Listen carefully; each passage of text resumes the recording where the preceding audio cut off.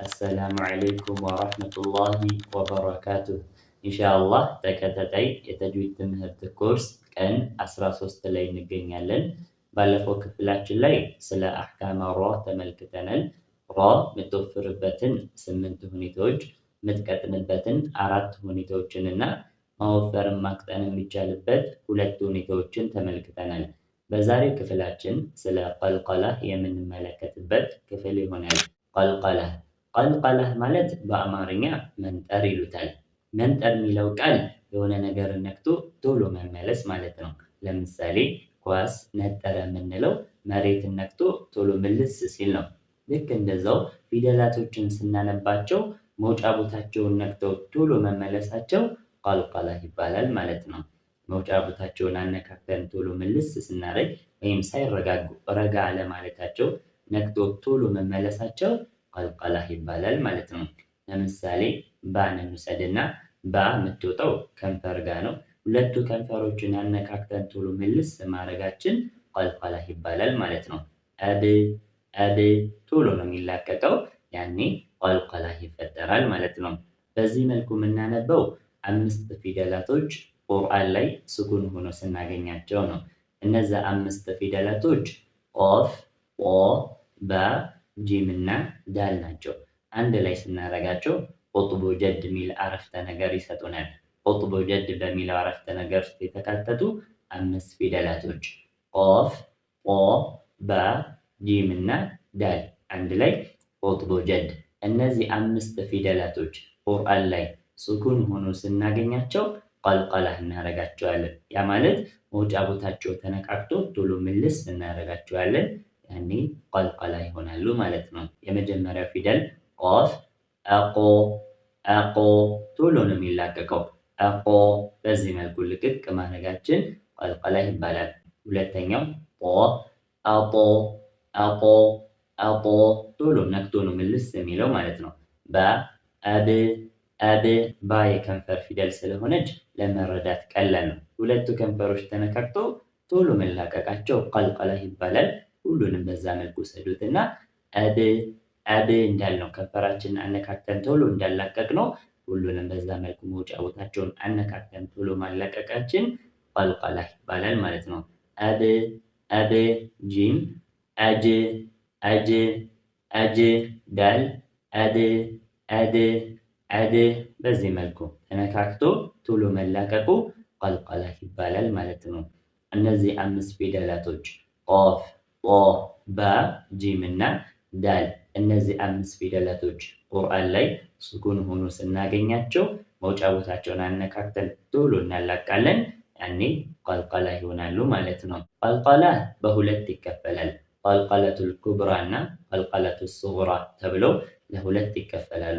ቀልቀለቱል ኩብራ የምንለው እነዚህ 5 ፊደላቶች እያነበብን መተን በእነዚህ ፊደላቶች ላይ ካቆምን ያኔ ኩብራ ይሆናሉ። አንቀጽ መጨረሻ ላይ መተው ሊሆን ይችላል፣ ወይም አንቀጽ መጨረሻ ውጭ የሚሆን እያነበብን መተን በእነዚህ ፊደላቶች ላይ ካቆምን ያኔ ቀልቀለቱል ኩብራ ይሆናሉ ማለት ነው። ካላቆምን ማቆሚያ ቦታ ላይ ካልሆነ ወይም ደግሞ ከማቆሚያ ቦታ ውጭ የሚሆን እያነበብን መተን እነሱ ላይ ካላቆምን የቃል መሃል ላይ ሆኖ ሊሆን ይችላል፣ ወይም ደግሞ ከቃል መጨረሻም ሆኖ እነሱ ላይ ማናቆም ከሆነ ያኔ ሱግራ ይሆናሉ ማለት ነው። ቀላል ምሳሌ እንውሰድና ሱረቱል ኢኽላስ 3ኛ አንቀጽ ላይ ለም የሊድ ዳል ስኩን አለች፣ እንዲሁም ወለም ዩለድ ዳል ስኩን አለች። ሁለቱም ቦታ ላይ ዳል ስኩን ነው። ዳል የቀልቀላህ ፊደል ናት ብለናል። የመጀመሪያው ለም የሊድ ስንል ማቆሚያ የለም፣ ስለዚህ ሱግራ ነው የምትሆነው። አንቆምባትም። ስለማንቆምባት ምንድነው የምትሆነው? ሱግራ ትሆናለች። ወለም ዩለድ ስንል እንቆምበታለን፣ ማቆሚያ ስላለ ስለምንቆምበት ኩብራ ይሆናል። የመጀመሪያ ሱግራ፣ ሁለተኛው ኩብራ ይሆናል ማለት ነው። ለም የሊድ ወለም ዩለድ፣ ለም የሊድ ወለም ዩለድ። የመጀመሪያው ላይ አነስ ይላል፣ ሱግራው ላይ ቀልቀላው አነስ ይላል። ወለም ዩለድ ስንል ደግሞ ጎላ ይላል ማለት ነው። ቀልቀላው ጎላ ይላል። ወለም ዩለድ በዚህ መልኩ ጎላ ይላል። ለም የሊድ ወለም ዩለድ ጎላ እናደርጋለን። የመጀመሪያው ላይ ሱግራ፣ ሁለተኛው ላይ ደግሞ ኩብራ ይሆናል ማለት ነው። በዚህ መልኩ ካቆምንባቸው ኩብራ፣ ካላቆምንባቸው ደግሞ ሱግራ ይሆናሉ ማለት ነው። እነዚህ 5 ፊደላቶች ቁርአን ላይ ሱኩን ሆኖ ስናገኛቸው ቀልቀላ እናደርጋቸዋለን። ማቆሚያ ላይ ከሆነ ኩብራ ይሆናሉ። ምናቆምባቸው ከሆነ ኩብራ ይሆናሉ፣ ቀልቀለቱል ኩብራ ይሆናል። ማናቆምባቸው ከሆነ ደግሞ ቀልቀለቱ ሱግራ ይሆናል ማለት ነው። በምሳሌ በደንብ ግልጽ ይሆንልናል። ምሳሌዎችን እንመልከት።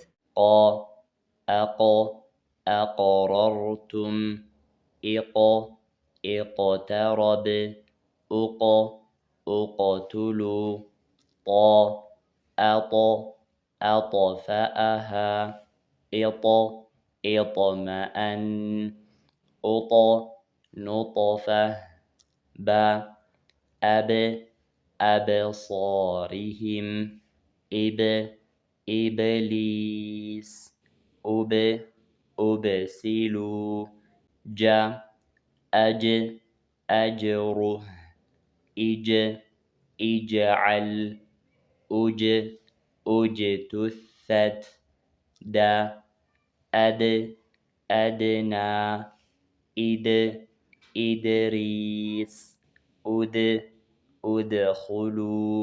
እዚች ጋር ከሚታዩ ስህተቶች መካከል ቀልቀላ ካረግን በኋላ ድምፃቸውን ማስረዘም፣ ፊደላቶቹ ላይ ቆየት ማለት የለብንም። ቆይታቸው አጭር ነው። የእነዚህ 5 ፊደላቶች ሌሎችም አሉ፣ ሲፈተል ሕሩፍ ላይ እንመለከተዋለን። ቆይታቸው አጭር ነው። አጭር የሆነ ቆይታ ነው ያላቸው።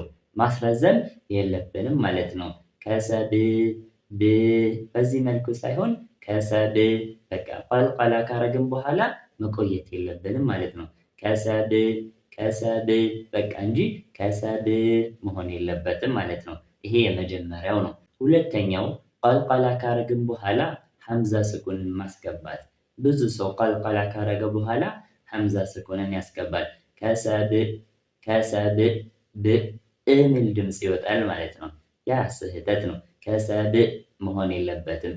ብ ካልን ሐምዛ ስኩን እየገባች ነው። ያ ስህተት ነው ማለት ነው። ከሰብ ከሰብ እንጂ ከሰብ መሆን የለበትም ማለት ነው። ብዙ ጊዜ ከሚታዩ ስህተቶች መካከል እነዚህ 2 ስህተቶች መኖር የለባቸውም። ድምፁን ማስረዘም የለብንም። ቀሰብ ማለት የለብንም። የመጀመሪያው። ሁለተኛው ቀልቀላ ካረግን በኋላ ሐምዛ ስኩን መግባት የለበትም። ብ በዚህ መልኩ ሳይሆን ከሰብ አሐድ የሊድ ድ ካለን በኋላ ድ የሚለው ድምፅ መግባት የምትለዋ ድምፅ መግባት የለባትም ማለት ነው። ኢንሻአላህ ስለ ቀልቀላ ያየንበት ክፍል ይህን ይመስላል። በቀጣይ በሌላ አሕካም እስከምንገናኝ አሰላሙ ዓለይኩም ወረሕመቱላሂ ወበረካቱሁ።